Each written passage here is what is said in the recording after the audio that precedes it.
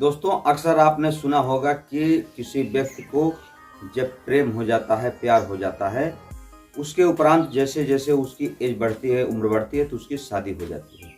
शादी होने के बाद वह अपने गृह प्रवेश में जब प्रवेश करता है, तब वह अपने धर्मपत्नी के साथ जो भी नैतिक कार्य होते हैं करने लगता है और धीरे धीरे वह उसी में बिल्कुल व्यस्त हो जाता है। लेकिन आज की कहानी जब आप सुनेंगे तो आप भी सोचने पर मजबूर हो जाएंगे। एक कहावत होती है कि किसी भी इंसान को पहला प्यार भुलाया नहीं जाता, यानी कि अगर किसी इंसान को जो पहला प्रेम होता है वह उसे भूल नहीं पाता। आज की कहानी भी कुछ ऐसी है जहां एक नामी गिरामी वकील, जो कि बहुत अच्छे खासे वकील होते हैं, और एक एमबीबीएस डॉक्टर की धर्मपत्नी जो कि बचपन के दोस्त होते हैं। एमबीबीएस डॉक्टर की जो पत्नी है उनकी उम्र लगभग 55 साल है। उनके 2 बेटे एमबीबीएस हैं और एक बेटी भी एमबीबीएस है। लेकिन अचानक से एक दिन पति थाने पर पहुंचते हैं डॉक्टर साहब और कहते हैं कि सर, मेरी बीवी कई दिनों से लापता है, उसका लगता है कहीं पर अपहरण हो गया है, कृपया उसको ढूंढ दीजिए। जो थाना अध्यक्ष महोदय होते हैं उससे डॉक्टर साहब की कंप्लेन लेते हैं और गुमशुदगी की रिपोर्ट दर्ज करते हैं। लेकिन जब ट्रेस किया जाता है, डॉक्टर साहब का नंबर, जो मैडम होती हैं डॉक्टर साहब की धर्मपत्नी, उनका नंबर ट्रेस किया जाता है, सीडीआर निकाला जाता है, तो एक चौंकाने वाला मामला सामने आता है, जिसके आधार पर पुलिस अपने मुखबिरों को काम पर लगा देती है। और लगाने के बाद जो डॉक्टर साहब की धर्मपत्नी होती हैं उनका जो संबंध था एक नामी गिरामी वकील के साथ था। दोनों को हिरासत में लिया जाता है और हिरासत में लेने के बाद जब पूछताछ की जाती है तब वह एक चौंकाने वाली बात बताते हैं। यकीनन आज की कहानी जब आप सुनेंगे तो आप भी सोचने पर मजबूर हो जाएंगे कि 2025 का जो दौर चल रहा है वह एक प्रेमी युगल का युग चल रहा है।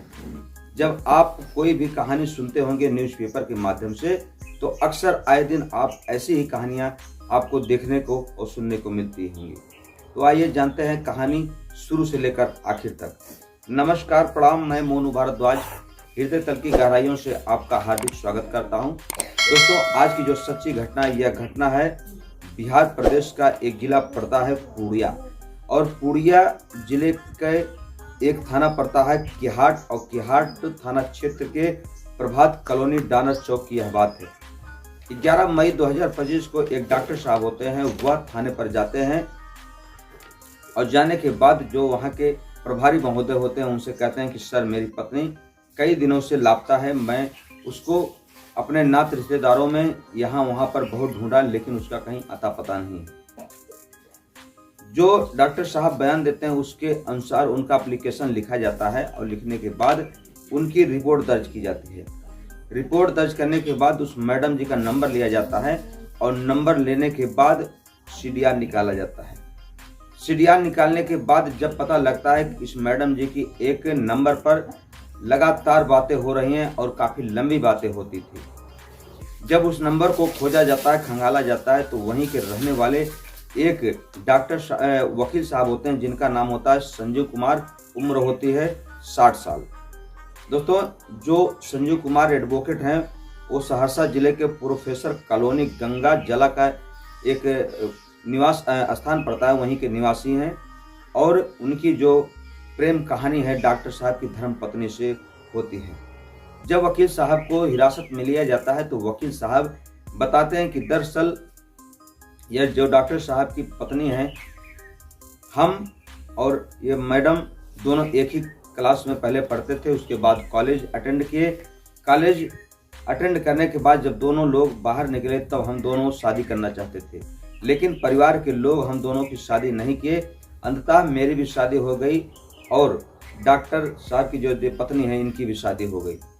लेकिन कुछ दिनों पूर्व, लगभग आज से 3-4 माह पूर्व, जब एक दिन मुलाकात हमारी और इस मैडम जी की होती है तो हमारा जो बिछड़ा प्यार था बिल्कुल उमड़ जाता है।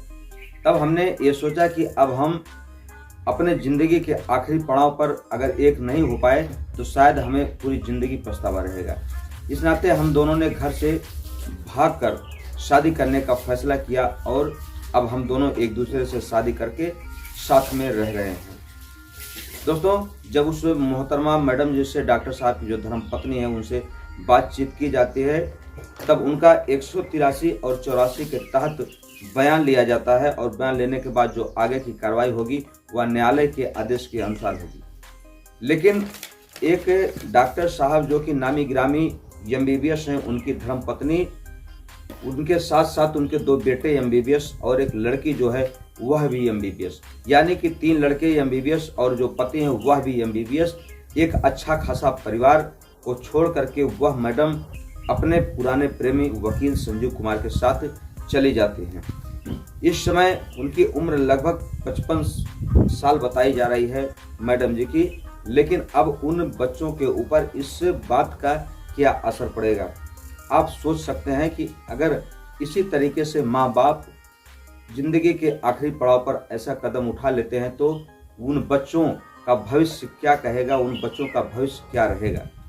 दोस्तों बहुत ही सोचनीय विषय है। अब जो डॉक्टर साहब हैं वह बहुत परेशान है, अपनी धर्म पत्नी से बार बार रिक्वेस्ट कर रहे हैं कि तुम किसी भी कीमत पर चली आओ, मैं तुम्हें माफ कर देता हूं। लेकिन वह जो प्रेमिका है वकील साहब की, वह आने को तैयार नहीं हुआ। कहते हैं कि मैंने पहले ही बहुत कुछ खो दिया है इस संजीव कुमार को छोड़ करके, अब मैं खोना नहीं चाहती, क्योंकि अगर मैं अब नहीं इनकी हो पाई तो शायद पूरी जिंदगी में हम नहीं हो पाएंगे।